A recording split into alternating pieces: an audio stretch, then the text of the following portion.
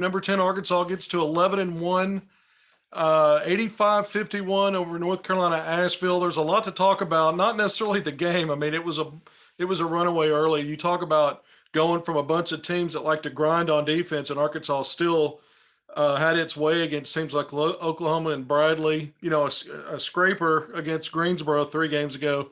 But get if you wanted to get fresh legs and kind of get a break, holiday break before you open up SEC play, this was the opponent. Home game back at Bud Walton Arena after a couple of weeks off, more than 2 weeks, and you get a chance to play a team that really doesn't play much defense. And of course, Arkansas turned up its defense. Asheville, we can look across the board, came in averaging over 80 points a game, held to 51. That says everything. Arkansas 85-51, 34-point winning margin in a game. Arkansas led by as many as 35 points, led by 20 at halftime. 11-1, by the way, is the best start at Arkansas under Musselman since year one. That Razorback team, first from us in 2019-20, also began 11-1 going into SEC play. So Arkansas's got a great start. When you look at that, came into today, had moved up to number 13 in the NCAA net rankings, which is good. I mean, Arkansas moved up. Really, it's been 9 spots since their last game against Bradley just over the weekend. And now the record includes 2-0 going into today, 2-0 in quad one games. I think San Diego State was ranked 42nd or 41st. Oklahoma just creeping into that top 50, right at number 50. Those are neutral site wins. Top 50 counts as a quad one. Creighton, by the way, just slipped to number 51, so slipped out of the top 50. That loss is now a quad 2 loss.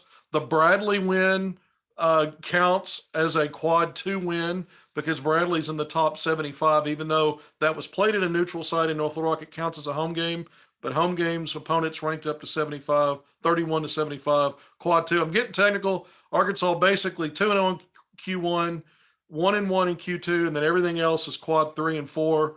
Arkansas is unbeaten, 8-0 in those games now. So this is the way that you want to finish non-conference playing it in SEC play. Welcome again. It's Hogvillenet YouTube Live. We're post-game after the Arkansas Razorbacks get back to Fayetteville, continue on the winning streak. After starting out, the Hogs were 3-0 going into Maui, beats Louisville to get to 4-0, loses that middle of the sandwich game over there to go play for the third place game against San Diego State. So Arkansas, started 4-1, and since that time, that bounce back win, that come from behind, get it to overtime win over San Diego State. When you look at that as a marker, Arkansas's won 7 games in a row going back to that. Again, I mentioned the Oklahoma win. That looks good on the resume right now. All wins look great. Arkansas probably didn't have the toughest test tonight. There was no physical challenge here. In fact, Arkansas just really ran out on this team. After trailing 2-0, Arkansas, I think, scored the next 7 points and built a 20-point lead fairly early, led by 20 at halftime. But when you look at the dominance in what I call the hustle play game, Arkansas once again, plus 10 in turnovers, 20-10, but I think it was plus 35 in points off turnovers. No, plus 27, excuse me, in points off turnovers. So when you go back to Oklahoma, Bradley, and now this game, the last 3 games, Arkansas collectively was plus 32 in turnovers and plus 62 in points off turnovers.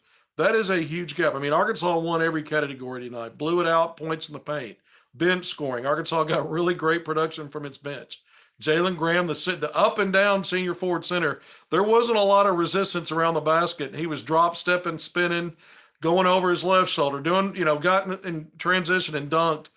Graham was 8 of 9 from the field, so he had his best game statistically. He's had a few good games to help Arkansas, but again, playing, he's been hot and cold, so it was good to see him maybe moving into SEC play, have a game like this. Maybe it gives him some confidence. You saw Joseph Pinion, the freshman wing from Morrilton, come in, knock down a couple of threes, showed his athleticism this game, career high 10 points, double-figure scoring game for Pinion. Anthony Black, 10 points. Ricky Council got into double-figure scoring. It was balanced, man. Devo Davis and Mekhi Mitchell with 9 each. Mikal Mitchell comes in and has 6 points. Darian Ford hits a couple of free throws late. Played early in the first half. Had some good defensive, I thought, possessions for Arkansas. But just kind of jumping around, Jordan Walsh, who's been really, really good, lights out. this was a game where everybody got to eat. Jordan had 4 points, but this was everything. The production was spread out, and I haven't talked about the big news before the game. It's stuff that had been rumored all week after Nick Smith Jr. had been pulled himself out of 2 games early. Did not finish games against Oklahoma, who we've talked about. Bradley, he didn't play most of that second half against Bradley. And, there have been rumors all week that Nick was, going to be out. And then it depends on what rumor you're listening to. There was a lot of talk that he's done for the year. Everything I've heard, that's just not even remotely close to being true. It was announced just prior to the start of tonight's game from the University of Arkansas that he would miss the game and be out indefinitely with continued right knee management. That didn't come as a surprise at all. In fact, let's not be surprised if he also doesn't play against LSU in a week. Now, I'm not saying he's not. I'm just saying there'll be no shocker in a week from today. As you finish out December, Arkansas goes on the road against LSU. The Razorbacks would love to have him back for that game. Maybe that happens, but I won't be surprised if it doesn't. I will be surprised, though, if we've seen the last of Nick Smith Jr. playing for the Razorbacks. I think he'll be back on the floor and part of this team. And again, my sources have indicated to me ever since the rumors started that he was all done, that just wasn't true. Now, things can change. Obviously, he returned to the team after missing 6 games. Played briefly against Troy, 6 minutes. We know that. And then, really had put some really good games together. When you look at San Jose State, followed by the Greensboro game, his 22 points against Greensboro, which is his career high, were so needed. That was a grinding, nothing seemed to go right. Arkansas had to come from behind, win by 7, 65-58. So, Nick effectively had a third of the team scoring in that game. And then he had 21 against OU in a win that Arkansas really wanted to get revenge in that game. And then this last outing in North Little Rock against Bradley, apparently that's where whatever issues he's having, maybe were more significant than before. Not his best game, but he didn't play, he didn't play most of that second half. So, really when you look at it, 5 games, he basically played in 5 games. Really if you take away Troy, 4, and so he's missed his 7th game of the season. And we'll see how soon and when he returns to the lineup, because now, I think tonight was a poster child for a lot of what Arkansas saw in the non-conference play, which is, mid-major teams that really didn't have the athletic and physical talent. So, it steps up. LSU, people thought this was just a total rebuild. New coach, a lot of roster turnover. LSU's a good team. LSU's got a good record, 10-1 coming into tonight. I didn't look to see what they did against East Tennessee. I'm assuming I should have checked that before I came on here, so that's Arkansas's next opponent, but I didn't. But that's a good team right now. They've got confidence. Arkansas to me is going to have the edge when you talk about talent, athleticism, and just they're not going to necessarily have veteran edges over other teams, but by this stage in the season, 12 games in, the 11 newcomer thing doesn't play as much. It might a little bit as they make adjustments to the grind of SEC play, but I think there's enough talent and know-how there now, and the rotations are pretty well fixed. The big question mark then becomes, what does Nick Smith Jr. do for you if he's back? Because we know Trevor Brazil's not coming back, and so one of those I think you can live without and still play at a very high level and control your own destiny. Both of them, I'm not so sure. I think Arkansas will still win games if they were without both. I don't know how many. I certainly wouldn't project them to do as well as they have the last 2 seasons. Merry Christmas, everybody in Woo-Pig. What a great message on here. It's tomorrow night. We got a bundle. Turnover night. We got a bundle. Yeah, another turnover night. I was misreading that and butchering that. I was turning the ball over there trying to read that. Yeah, the Hogs have been really good in that category. Turnovers, points off turnovers. We talked about that in the open, part of the open here. And I really do think that you're starting to really see that length and athleticism and some strength. Arkansas has been physical. They're bullying some of these teams. I don't know that they're going to be able to do that on the road in the SEC without being a whistle fest. We saw the blueprint really when they came alive against San Diego State and started throwing punches back against a veteran team, a physical team, a very good team. And then Arkansas kind of, I think at times, struggled a little bit, even though they were winning, to maybe win those battles consistently. These last three games, they've been lights out in the turnover game, the hustle plays. I mean, I talked about the turnovers tonight, 20-10. Arkansas gets 15 steals. 75% of the turnovers were forced. Those were steals. Devo Davis has been a master at stealing the basketball. Mekhi Mitchell is sneaky, man, on that front line. And everybody got in the act tonight. Everybody got involved. I thought this Asheville team was very soft. You look at Pember, the Tennessee transfer from a couple of years ago, averaging nearly a double-double, 20 and 10. Good three-point shooter. Arkansas shuts him out. 5 points. I think he was 1 of 7 from the field, maybe 4 or 5 rebounds. That was it for Pember, and that was their best player. They had to have him have a huge night to even stay close. I hope everybody got plenty of firewood or heat. Hey, it's a great comment for basketball. Arkansas turned up the heat tonight. They certainly did that against a quality mid-major in Bradley on Saturday in North Little Rock.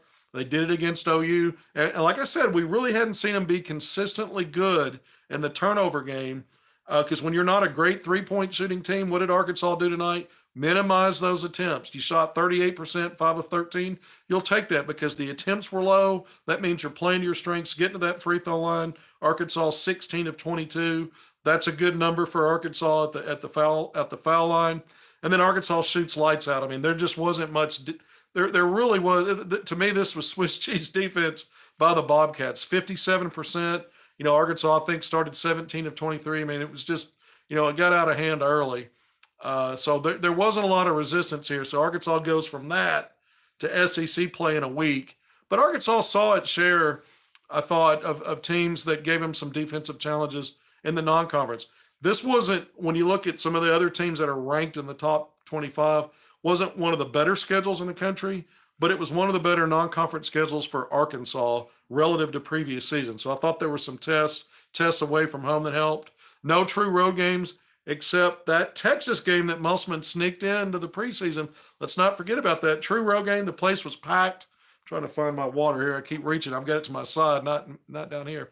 So to me, that was smart to do that because Arkansas has at least tasted what a road game is. Yeah, it's been back since late October. That's been a minute, a couple of months nearly.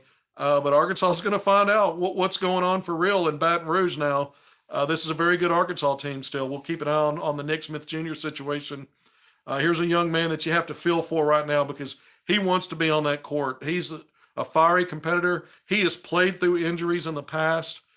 Maybe rushed things at times, just being candid about it before he got to this level. And their stakes are really high now. The NBA draft's in June, and he's got a long career ahead of him. We knew that he was projected as a one and done. He certainly takes very seriously and not for granted his time as a Razorback. I know that. So I know this is hurting him as much as anybody to not be on that court. Darian Ford doesn't care if you're up 5 or 55, buddy is trying to score. Well, I mean, that's the name of the game. And, Darian Ford in opportunities, he gets opportunities to play. I thought he focused on defense in the first half when he was plugged in. I didn't think he was trying to be selfish on offense. He was playing within the strength of his game, which was to D up and give Arkansas some good minutes there. This was, again, to me, we could go through statistics. We can go through a lot of stuff from tonight's game. I don't really see a point there. This was never really a contest. We throw it out the window really in terms. It's a win. It counts. And you'd rather have a game like that than lose one. But I don't know what value it is in really breaking down a bunch of stuff from tonight other than looking ahead. And we certainly had talking points. Now, Arkansas, we can, let's see, here's a comment. Chris Beard is going to be out of work pretty soon. I'm glad he didn't come to Arkansas. Yeah, sometimes things work out just right, don't they? We'll see about Chris Beard, by the way. I was asked about that on Drive Time Sports earlier. I read the affidavit. If what is in that affidavit is what happened and is true, he should be gone. But I don't know that, and I don't know what Texas process is. They've suspended Chris Beard indefinitely. Who knows what recruits who sign with Texas will reconsider whether he's fired or not. A lot of question marks, still very fresh and early in that situation. So someone brought it up. I'm gonna talk about it. Something else interesting about this game tonight. Arkansas had several visitors. Let's start off with 2023 5-star Arkansas signee Layden Blocker home for holidays. from Sunrise Christian in Wichita. So he got to attend the game tonight. Was up earlier in the day before the game was ever played, on campus and with the coaching staff. I think that's a great sign for Arkansas that he's not only back home in state, but wanted to prioritize getting up to Fayetteville from Central Arkansas to be with the team and the coaches. And then Arkansas had two young recruits, class of 2025, and I've tweeted a lot about this. Put the news out, I think it was yesterday or the day before, that there were a couple of out-of-state top-level 2025 recruits. Jasper Johnson from the Lexington, Kentucky area, 6'4" guard. ESPN ranks him in the top 20, number 16 player in the country. He was in for an unofficial visit, as was Nigel Walls, a 6'10" big man out of the Houston area. Rivals rates him a 4-star. So you had a couple of players from that 2025 class in. We'll keep an eye on those guys. Unofficial visits, obviously, they're not old enough to take official visits. I'm glad we got Pinion. Pinion had a nice game tonight, didn't he? 10 points, 2 of 4 from 3. I think one of his misses looked like it was going in. Just a pure shooter. He's more athletic, I think, than they're gonna realize that more and more when he gets on the floor. He's also fairly strong. He's strong he's 6'5", pushing 6'6". Good frame. He's adding strength. I can tell he's gotten stronger. Defense is going to be the area where he's really got to improve, and he's got to be a little more savvy sometimes, timing things up, and being proactive defensively, because athletically and physically he may not be as quick and athletic as some others. So he's got to be a little more proactive and read situations. A make already. Someone's asking me about Fardaws a make. I mean, he's already back at Texas Tech. He pulled himself out of the portal, unless he jumped back in again and I missed it.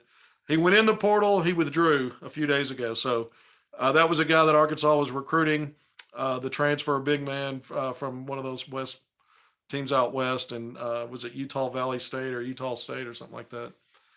Who are the other 5-star athletes coming to Arkansas in the next class coming in? Well, I mentioned Layden Blocker. He's a 5-star, class of 2023, signed. Bay Fall, class 2023, national top 15 guy, signed out at Denver Accelerated Schools. So they've got 2 5-stars already signed for the 2023 class. Multiple guys they're on. We talked recently about a couple of 5-star athletes from 2024 that got Arkansas offers when we were talking about Isaiah Elam, Elohim, and Liam McNeely. These guys are on opposite coasts playing right now. Isaiah Elam is at Sierra Canyon in California. McNeely, who's from Texas, is playing at Montverde Academy in Florida, where Moses Moody played his junior and senior seasons. Yeah, so recruiting continues for Arkansas. In fact, even though it's the holidays and this gap between games, some of these players are going to be playing in holiday events. We'll hear some more names as Arkansas continues to pursue recruits. Not trying to take out a basketball question, but it looks like you need to put fire in that fireplace behind you. Yeah, we'll. I don't know if I'm going to fire that up anytime soon. I'm not in a build a fire mood, guys. Just not right now. Not lately. Maybe later. Not during this, but maybe later in December. I'm running out of December. I realize that, so it might be January, maybe even February. Maybe I'll build a fire in July. I just don't know yet. I just don't see it in my near future. All right, so we're Hogvillenet YouTube Live. Glad you joined us. Always go to hogville.net. I've already got a game story at hogville.net written. I'm going to add Musselman quotes. I did not attend the game tonight in Fayetteville. That's fairly obvious. I'm not at the press conference, but I will be getting the quotes. Maybe Eric Musselman says more about Nick Smith Jr. I've already talked about it a little bit. What I believe and what I've been told by my sources is this is even though it's indefinite, it's not thought that it will last very long. It's certainly not. There's not an indication here that he's not going to play again. The only thing that could change there is if the situation gets worse than what it is. So that's an unknown right now. Could it get worse? Well, sure. Anything can get worse. But right now, the way it sits, that's not the plan. That's not the idea. And it does. And I'm told it won't be that long. So, what's that long? We'll see. I think you could see him maybe miss the LSU game. I don't know that. No one's told me that. I think that's possible. If you're trying to give something several weeks, there's only 1 week between games here. Or maybe he's back by then. But again, I think something like that's more realistic than a very much, a very significant amount of time. But we'll have to see how it plays out because I don't know the details on that. That's just what I'm getting from my sources. Outside of basketball, we had a top 20 class, number 17. That faded away before I could finish it. I'm not sure which sport you're talking about. If we're talking about the football signing class today, um,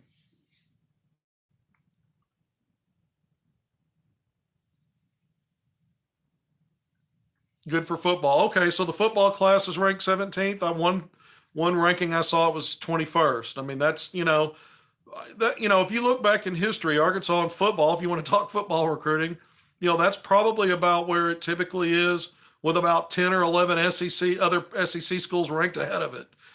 So it's always great to be a top 25 team. Even if you can do that in recruiting in the SEC, that may not be good enough to get out of the middle tier of the league. So sorry, that's how I see it. Arkansas's, after what it went through with before Sam Pittman, there's been a turnaround there. Let's see if it continues. I know they didn't have as good a year this year as they did the prior season. A lot of injuries there. We won't go deep into football right now. I'll let others do that. Come and go quickly. The questions come and go. Do you think the lack of competition in the non-conference compared to other schools? I didn't get to finish that, but I'm assuming you're asking me, will the lack of competition have an impact? It's more competition than I think, better competition than Arkansas's had in the past, and they ended up doing just fine. What really hurt Arkansas, I thought, in previous non-conference, when you go back 2 years ago, no high major schools. Every game was at home, so you didn't even play away from home. That was the COVID situation where teams had to redo some of their scheduling. The scheduling was shrunk down a little bit. I think the full slate of games went from 31 to 27 or something like that, and that really impacted the non-conference. The problem was other SEC schools still found ways to go play similar competition, other high majors away from home. Arkansas chose not to do that. I thought it really hammered Arkansas when it got into SEC play and started out 2-4. I think last year Arkansas had a little shock to the system before it ever got into league play against OU and Hofstra. And again, some of that might have been to do with, just kind of not really having very many big challenges. Yes, they played in the Hall of Fame Classic in Kansas City, but, Kansas State and Cincinnati, I think this was a little better. I think 3 games in Maui. I think that exhibition game against Texas, getting revenge against OU, I think you patch enough of that. No, it's not relative to some of these other SEC teams that are playing top tier teams at least 4 or 5 times already out of conference. I'll use Alabama as an example. Alabama's played a tough schedule. Arkansas chose not to do that. That's not been the blueprint under Musselman, but they did step up non-conference scheduling. And I think with the Texas situation, plus some of the games they played at neutral sites, I think this may benefit Arkansas more than any other non-conference schedule has. So I'm kind of splitting the baby here. I don't think it was a great scheduling, but I think it was good. It was better and probably good enough to give Arkansas enough tests where that won't be as much of an issue as I think injuries might be. We'll see. Walsh didn't have the offensive game normally has, but his defense was amazing. That's what I like about this team. Yeah, the defense, this is supposed to be the strength of Eric Musselman teams. Every year the blueprint starts on defense. And this team with all I keep using the same talking points: length, athleticism, size, because that's what they went out and got. It was a highly rated class, but it was not only highly rated, it was designed intentionally to measure up to what an NBA team looks like in terms of length, wingspans, and height, and some of the athleticism. And that's what they did. And you're seeing that kind of start to come together. No matter who Musselman's putting out on the court right now, everybody's digging in on that end. And so all the other problems seem to take care of themselves when you play that blue collar style. Certainly Arkansas's getting paid off at the free throw line, in the turnover game, points in the paint, and they just need to consistently do that. Jalen Graham has a killer spin move. Boy, he does. And against that defense, there was no challenge to it. He didn't get a body. He didn't get checked. He didn't have to finish through contact. He just got to finish. And he does. He has a really nice drop step, a great spin move. He turns over that shoulder as he kind of crab dribbles into the paint, just real quick too.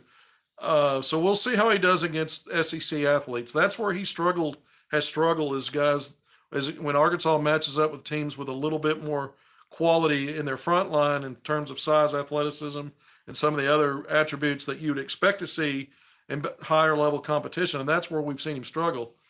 But I think back-to-back games he's done pretty good. Has a Brandon Miller already run away with Freshman Player of the Year? I mean, he's the darling, but we've got a long way to go. And I'm going to tell you, man, I think Anthony Black. I'm going to say this now. I think he's the MVP of this team to this point. Let's break this season into three parts: non-conference, conference, and then postseason. And I think right now Anthony Black's the most valuable player. You can make a strong case for Ricky Council the fourth. You could maybe flip a coin and say wherever it lands, you're good with it. But I think it's Black. Coming in tonight, I need to look at the stats, but leads the team in assists, leads the team in steals, led the team per 20 minutes or more in field goal shooting at over 53% from the field. The team's best three-point shooter by percentage, and he's got a decent amount of volume to back that up. Second leading scorer on the team. We didn't know that he was going to bring that. Third leading rebounder and the leader amongst the backcourt in rebounding. His box plus, he and Ricky both are, off the charts with that. They're the two leaders in that. Well, but I think Anthony Black, he's a unique defender. I just think he's the MVP of the team. To me, he's a fixer. The only I think negative thing I have is he has some high turnover games, but Arkansas is better when he's involved in the action. Similar to Jalen Williams last year, he was a fixer, but he was a frontline piece. I think Anthony Black is that for this team. Now, Ricky Council the fourth, he would have a valid case for MVP on this team. Leading scorer on the team, consistent scorer, a very good shooter, very efficient, has been better defensively, gotten better, I think better and better defensively. And his box plus is through the roof as well.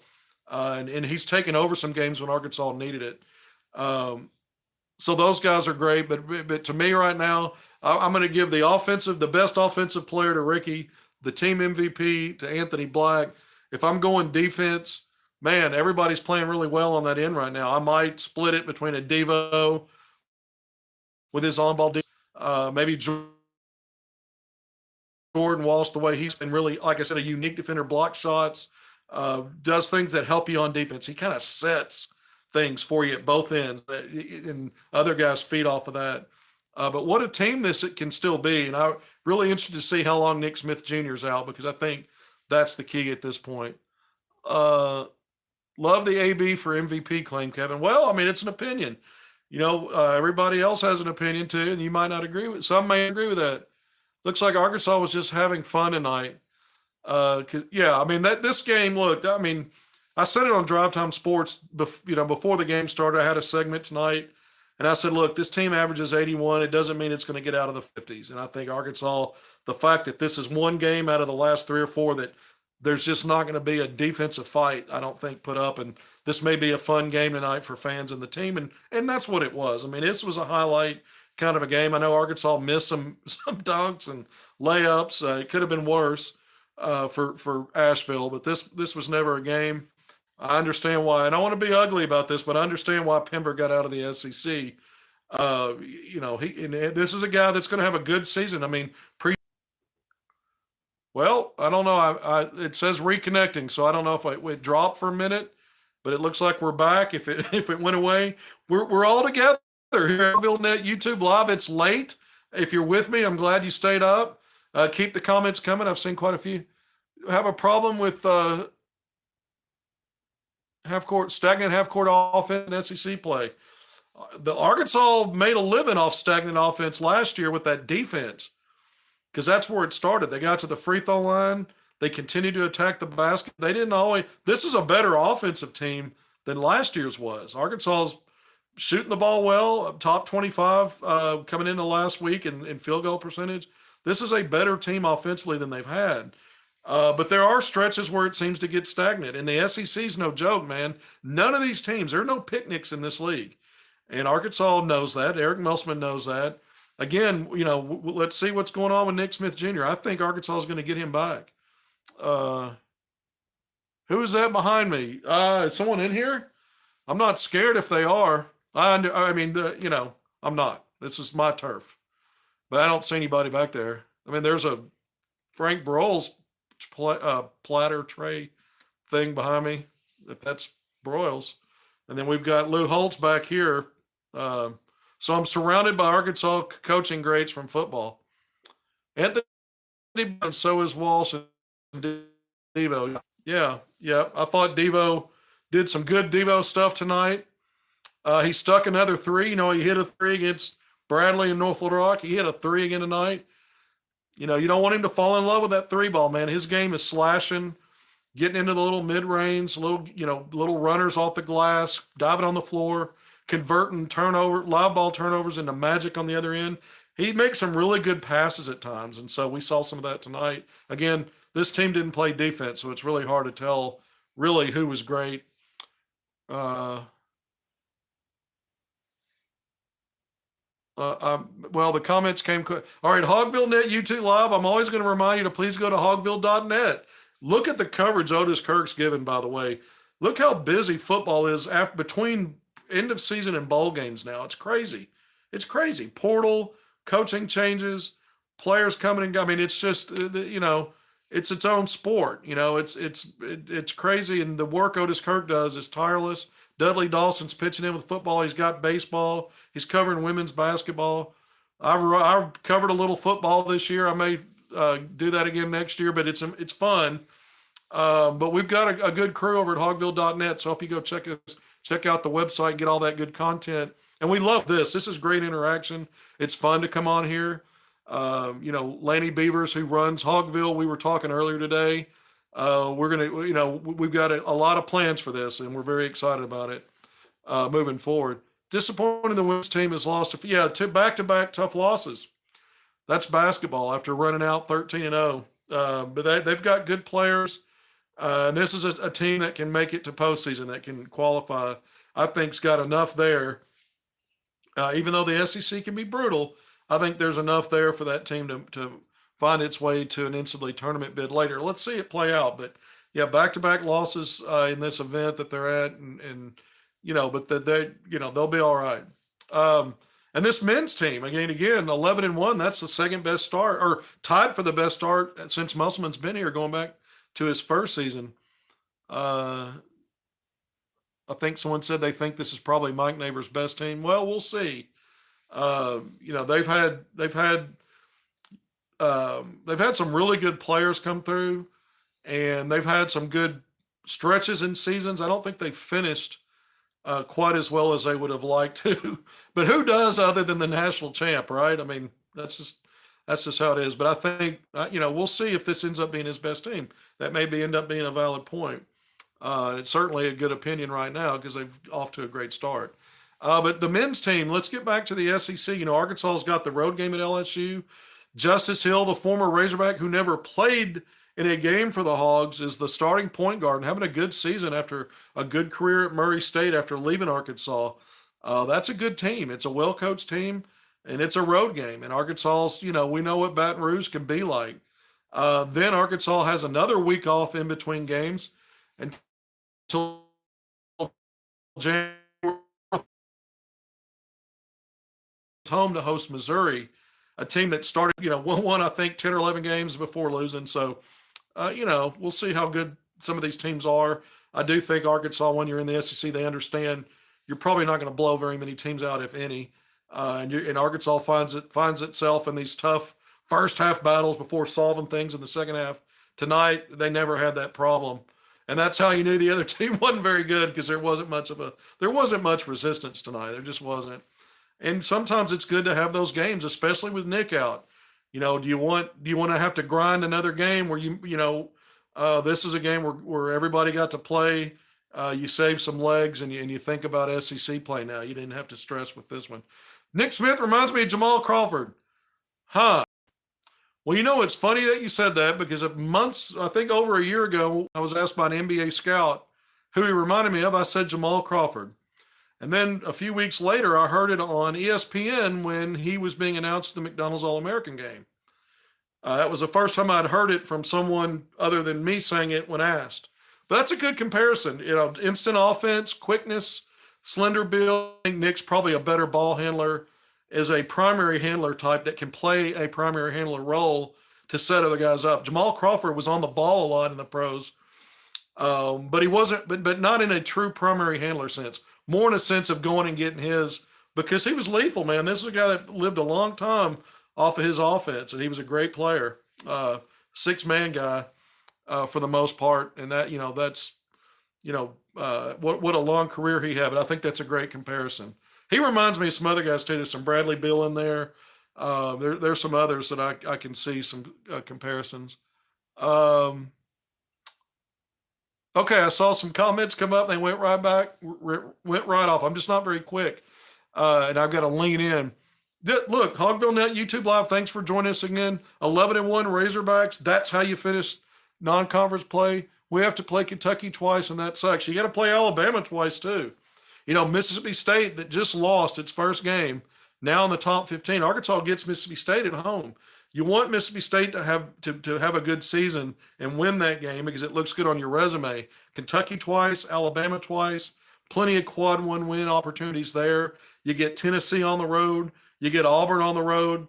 Those are going to be quad one games, and you hope you can split those at minimum.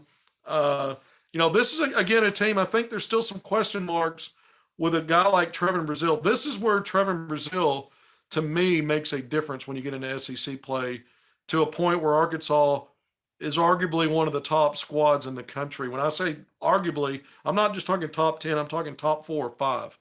That they're not necessarily that and finish ranked in the top 10 because of Eric Musselman's tinkering and tweaking and getting them to just own certain phases of the game.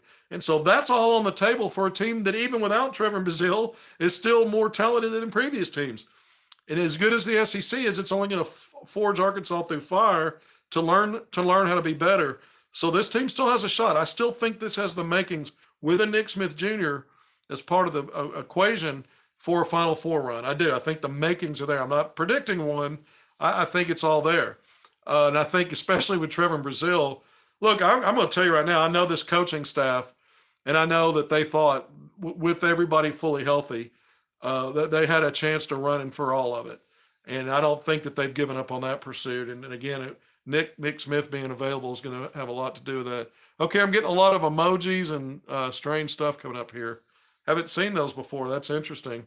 I'm not going to let them distract me any longer, but wow, a lot of colors. All right, so we're talking about Arkansas making a run. There's so much basketball ahead. And again, the SEC is a different animal. I do like the fact that we're going to go back to Maui because Arkansas, Louisville's not good. Let's push that aside. Creighton on paper now doesn't look good. They've been without the big man. That's a huge loss for a team that was really a starting five, par excellence. I mean, their starting five was excellent.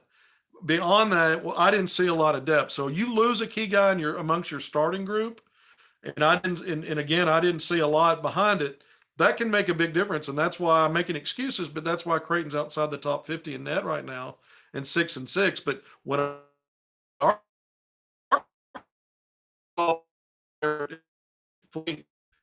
really gave us some challenges defensively. High scoring game, Arkansas learned from that game. San Diego State, a veteran team, they're a worthy team, a team that I think will end up being ranked again. And it's still a quad one win right now, but I thought that was a great challenge for Arkansas. In some ways, Oklahoma was, because even though Arkansas didn't shut down Oklahoma in terms of field goal shooting, which they're very efficient at, they just destroyed them in those hustle plays, the steals, the turnovers, and that has kind of got the snowball rolling in the next two games, Bradley and Asheville. And Oklahoma's going to be a decent team in the Big 12, I think. We'll see. So I think there were enough tests in there. And then I go back to that Texas game. Arkansas doesn't want to taste that again. I'm not saying they're not going to have some bad nights. There's probably going to be 2 or 3 because there have been in the past. Most teams go through that. It's not going to be just Arkansas. So I'm not saying they're going to run through it, but I do think all of those previous challenges, even that exhibition game in Austin, benefits Arkansas. And I think this non-conference schedule, I'll say it again, benefits Arkansas more than previous non-conference schedules have. And let's not forget they get Baylor on the road, another quad one opportunity in the Big 12 SEC Challenge in late January. Now they'll be through the SEC 8 games into it, so nearly halfway. But that's another intriguing opportunity. It's going to be a win or lose, unless you get just hammered and you can't get other quad one wins but that's not going to happen with this team. Arkansas is going to win its share. That's going to happen. What an exciting season this is turning into, I think, because I think it's the toughest SEC schedule. We've been talking about non-conference. I think it's their toughest challenges in SEC play based on the strength of the teams and how often Arkansas plays away from home and how often they play some of the top teams. Kentucky and Alabama, I'll mention them again. You got those in round robin. You've got, an A&M team that looks awful right now. A&M never looks good in non-conference, and they seem to be steady and strong in SEC play. Arkansas's got to play that one twice. You've got Missouri, who I think is better than we thought they would be. I don't know how good that team is, but you got to go on the road. You got to play that team twice. LSU, we know Arkansas is going to open up league play. They'll host LSU later. That's also round robin. But LSU is better than we thought they were. I think this league looks stronger top to bottom to me than I thought it would be. And I certainly knew it was going to be really strong top to midpoint. And so now, what I thought was already Arkansas's toughest SEC slate, now I probably think it's even tougher than I originally did based on how some of these teams have played to this point. Whether this quality holds up or if some of them were pretenders. Some of them will shake out as pretenders, but maybe some of them are better. That always seems to happen. There are 2 or 3 teams that are better than we ever imagined. They're a real challenge, and they add some value in the quad rankings and on the resume later, win or lose. So we'll see just how tough it is for Arkansas, but this will not be easy. And now going forward, that's really all we're talking about. Every night is what's Arkansas got to do to win. Every pregame, we're going to do a lot of pregames, but every pregame we're going to talk about what Arkansas's got to do. In the postgame, we're going to break it down.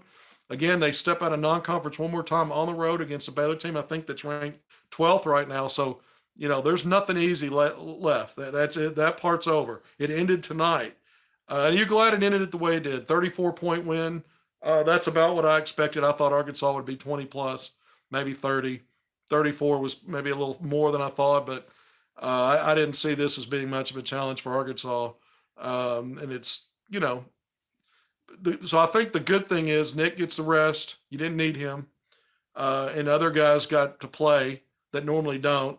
And maybe for a guy like Jalen Graham, just putting together a performance, as we move into this league play, even though the opponent wasn't that great, maybe there's some confidence there. I thought Mekhi Mitchell just did his job. I thought Kamani Johnson did his job. When Jordan Walsh was in, he did his job. This is why Arkansas snowballing these hustle plays like this, because that's where Eric Musselman was very good. Arkansas could have played down to the competition and didn't. Nick sitting this one means nothing. He wasn't needed, and there was some rest after a few games back. Right. I mean, this is not a big deal. The only thing is it's scary because it's like having a Ferrari that you can't drive. You got to park it maybe more than you want to, but you want that thing running at peak performance when you get in the races where there's other cars lining up that might give it a real for this SEC run. Nick, different kind of beast, but he does need gain a few pounds.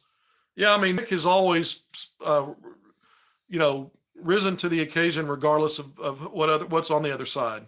Someone bigger, stronger, more athletic. I mean, he rises to the challenge. It's not to say that's not a valid point. He does need to get stronger, but he's a guy that is going to find a way to break through and have success and help his team have success. And he's going to get numbers along the way doing that.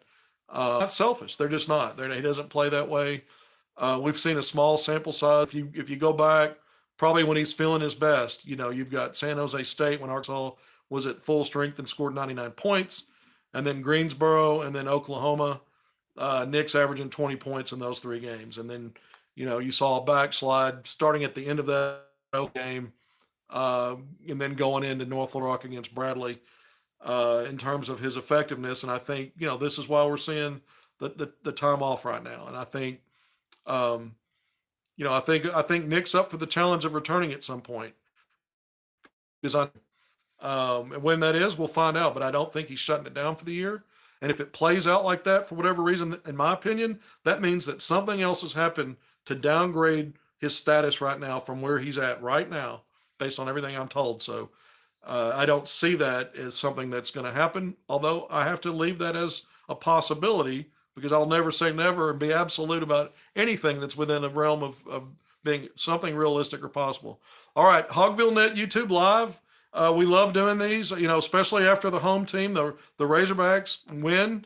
I know fans were expecting a win tonight, and they sure got it. You knew the outcome early that this was not going to be a test for the Razorbacks.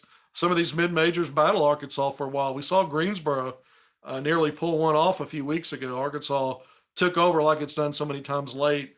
But again, I go back to 10-point win against OU, 19-point win against Bradley in North Little Rock, and then tonight 34. So you're taking the escalator right up in margin, but you kind of downgrade in quality of opponent in these last three games each time out, and now you ramp it back up against LSU next Wednesday. I think it's great to get this extra time off. The players will get to go home for a few days. Yeah, Mississippi State won't be easy. This is a great defensive team. We saw Chris Jans at New Mexico State when Arkansas had to win that game in the NCAA tournament, and how tough it is to get anything. That's a plus. But yeah, that's going to be a tough out for everybody. Mississippi State still got some leftovers from last year's team. DJ Jeffries, Tolu. There's some other guys, but Chris Jans is a different cat, man. That guy, he's tough as nails. It demands a lot of his players, and it's we talk about defense. That's what it's all about in his system. And I mean, you look around the SEC. There's just there are just no easy nights. You might have a night where things are going your way, and it ended up being easy, but there won't be many of those, and you certainly can't count on them. Not in this day and age. We should be seasoned right now. We should be ready for conference play, I hope. Yeah, that's what I was talking about earlier. I do. I think Arkansas has seen enough quality in this non-conference to be more prepared maybe than it was in previous years. Let's not forget, 2-4 start 2 years ago in league play. Last season, 0-3. And I think some of that had to do with a softer than most non-conference schedule. This one is still somewhere in the middle, I think. I don't think it's a bad non-conference schedule. I don't think it's a great one, but I think it might be just good enough. And I keep going back to that Texas exhibition game. That was the only true road game in non-conference, even though it didn't count. They went on the road. It was a packed house. They were opening up their new arena, which is beautiful, but it was packed for an exhibition game. And Arkansas took behind the woodshed. I think there are lessons from that. I don't think they want to feel that again. Again, they may have 2 or 3 ugly games down the road here. But I think that one helped Arkansas. And certainly playing in Maui 3 games, getting OU again in Tulsa, even the North Little Rock game, Arkansas learned how to make that a runaway. Where typically, even when they win, some of those games are really close. It certainly was, there before they come to the very end to beat Valparaiso by 4 points. So Arkansas had some good situations that they've come through where in the past maybe they struggled, and so you hope that helps them be ready for SEC play. They haven't had a true road game since you go back to Texas, though, back in late October. So that's been 2 months. That game didn't count. I keep repeating that because I keep referring to it. I don't want fans to think I'm saying that counts. It counts for, and it doesn't count on the record, but it counts on preparation. And so you hope that some of those lessons learned there carry over when they go on the road for their SEC opener against a decent LSU team. We'll see what Justice Hill's able to do, the former Hog who never played for the Razorbacks in a game, but was part of the end of the Mike Anderson era and then was on campus and practiced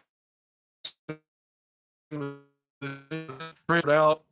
We know how that played out in that spring and summer after Muss arrived in April. He got out, went to Murray State, a very strong mid-major program, did well there, followed their coach to LSU. He's a starter. Is what I projected him to be, was a high major point guard. I always thought that he needed to get away from football and focus on basketball to be his best self in basketball, because he was a heck of a football talent, and you never try to discourage someone from playing multiple sports in high school when they excel like he did. So it wasn't about that. Just in my mind, I always thought he won't be as good as he can be in basketball until he really commits to it and focuses solely on that. And I want to spend a lot of time talking about Justice Hill, but I will say he's a good college basketball point guard, and we'll see what Muss has got in store for him. Have faith. Go Hogs and Muss, we trust. Yeah, I mean, Musselman's record, I think he's 84-29 now. I mean, that's about, that's outstanding. And we can talk about cupcake non-conference schedule or some of these teams, but they've played. The SEC's no joke. We see what they do in the postseason. So to me, again, when I look at this roster on paper, I look at what he's done with less, and I think this is still a Final Four kind of team. And now you got to get in the SEC and do a lot of work, though. You need to have that resume strong enough where your seed, you feel good about your seed, to have that kind of path. Although Arkansas, I wouldn't count it against them, even if they aren't a 3 or 4 seed this time. If it didn't work out that way for some reason, I wouldn't count them out of having a chance with the way that roster looks to me of making a run still to that final weekend. I'm getting ahead of myself a little bit, but I've said this going back a long time. Trevor Brazile is a different kind of guy, and being without him doesn't give me full confidence that Arkansas is constructed to go all the way. But given other factors, I think they can still get to that final weekend, which they haven't done. They've made it to back-to-back Elite Eights, which is outstanding. So I think they've got still more than they've had enough to make a run that far. A Trevor Brazile to me is Musselman said he's one of the top 5 players in the SEC. I believe that. And so anytime you're missing that, you're not as good as you could have been. That's true. But I think Jordan Walsh has stepped up. I think Mekhi Mitchell, they've been able to count on him. We really need to see now what guys like Mekhi Mitchell and Jalen Graham are going to do against SEC competition night, game in and game out. I think we know what Kamani brings to the table. But Arkansas's got enough options, I think, in that front line with the Jordan Walsh and that 3-4 if they want to go small ball. I think there's enough there for them to piece that together with that backcourt. But I go back to Anthony Black, Ricky Council Ford, Devo Davis. Is Nick Smith Jr. in that mix? If he is, yes, I still see this as a final weekend kind of team. Not saying they'll get there, but I see it as that kind of value. Hogvillenet YouTube Live, we are pushing 53 minutes. It was a late game, so it was a late inning, and we're up late talking basketball. But this is the end of the non-conference season. 11-1. I went through some of my awards. If you're joining me late, I'm going to break this up into 3 seasons: non-conference, SEC, and then postseason. And I think in non-conference play, I've got Anthony Black as my MVP at number 1 with Ricky Council 4 1A. Ricky's definitely the most valuable offensive player in terms of that. He saved Arkansas's bacon a few games.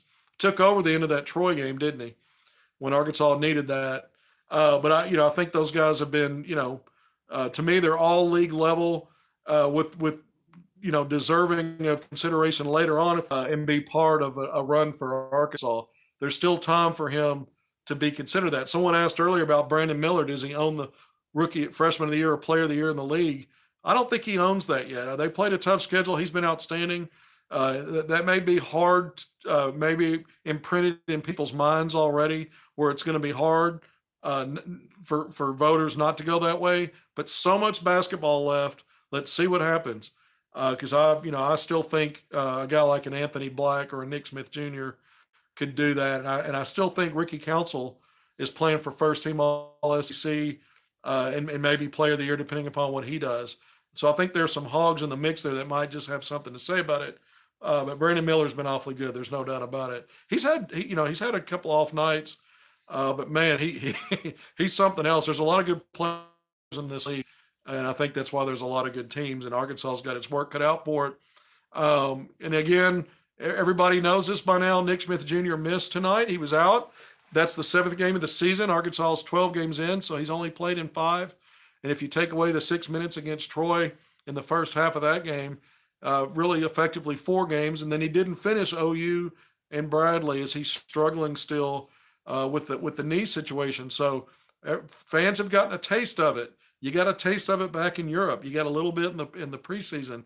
But this is crunch time now, and so we'll see what Arkansas has in Nick Smith Jr., how soon he gets back. Again, I don't believe that he's lost for the season. Things can change, but the way things stand now, I don't believe that. I think we're going to see Nick Smith Jr. back on the court for the Razorbacks probably sooner rather than later. Do I think he's definitely back by the LSU game? No, I don't believe that he's definitely going to be ready in a week. He might be. I wouldn't surprise me if not, and then we see him for the home opener against Missouri a week later, maybe. That's another speculation. All of this is speculation, other than I do feel very strongly about the fact that I don't believe he's finished his Razorback career on the court. I think Arkansas is going to get Nick Smith Jr. back. I think they know they don't have to use Nick now, so don't risk it. Yeah, I mean that was it. They didn't need Nick tonight. They didn't need to bring him back in that Bradley game. That was over. Against Oklahoma, the last I think 5 minutes, he came out. Arkansas had been up by 16. They comfortably held that 10-point lead. It might have gotten a 9. I'd have to go back and look at my notes, but these were situations where Arkansas won those games. Nick had a huge hand in that win at OU against OU in Tulsa. Excuse me, 21 points in that game, and was really he and Ricky Council in that first half when OU couldn't miss. They were kind of trading baskets for a while, and Arkansas stayed within striking distance before taking that game over and really dominating the end of the first half and through most of the second half. So Nick had a big hand in that. Arkansas probably doesn't beat Greensboro without Nick Smith Jr. scoring 22 points. 65-58, he gets a third of the scoring for the Razorbacks on a night when nothing seemed to go right offensively, and Arkansas fell in love with jacking up three-point shots and kind of playing down to the level of, credit Greensboro on some level, but I thought Arkansas took some bait in that game and didn't play its smartest game, but found a way to win. But Nick Smith Jr. Arkansas needs him in SEC to be its best self. And so, not to put pressure on Nick, I'm just saying that's a fact. Without Nick, I don't know what Arkansas does in SEC play. With Nick, I have high confidence that we could see a similar record to what we've seen in back-to-back seasons, which is a very good one. Top 4 finish in the league. If you finish top 3 or 4 in this league this year, just like in the last couple of years, you're going to get a really great seed in for NCAA tournament play. And of course, the SEC tournament at that point, for Arkansas, their seeding was pretty much already determined. And so many years past, you had to live and die by maybe the SEC tournament to see if you even made the tournament. So I think Arkansas with a Nick Smith Jr. could chart its own course. Without him, it might be about tough, but I still think it's a tournament team. We'll just have. I'm going to try to do that. I think I'm at 58 minutes. Hogvillenet YouTube live post game. Number 10 Arkansas wins 85-51 over UNC-Asheville. This was a team that came in 8-4. I didn't see the level of competition. I saw some of the teams that played. I didn't see how well it matched up with some of its opponents before Arkansas. It just wasn't pretty against Arkansas. I know that. This team was never in it, and this is probably what grind through a whole game. Get this week off, enjoy some of this holiday time off, get back this weekend to practice. Arkansas goes on the road to LSU, a team that, if it beat East Tennessee State tonight, it's got the identical record as the Razorbacks, 11-1. So LSU is no joke, at least not in its non-conference play. And when you have a brand new coach and you're bringing in new players, sometimes the record's not great at this point, no matter you're a high major or not. And we look around the country and we see these mid-majors win seems like every night in a game that you wouldn't think they would. So, but it's going to happen somewhere. I think LSU's done a good job so far, but I think Arkansas is the better team.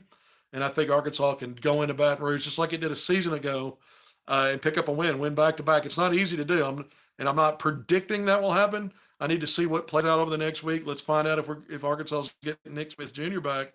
But I think this is an Arkansas team that can go in and win a game to get to 1-0 and then come home a week later to open up the home part of the SEC play against Missouri.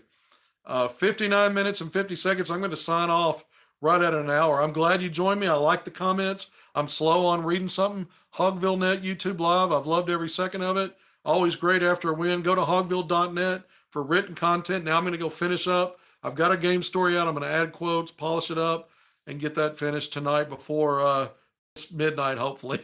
We're getting closer, about a half hour to midnight. Thank you for joining me. Catch you next time.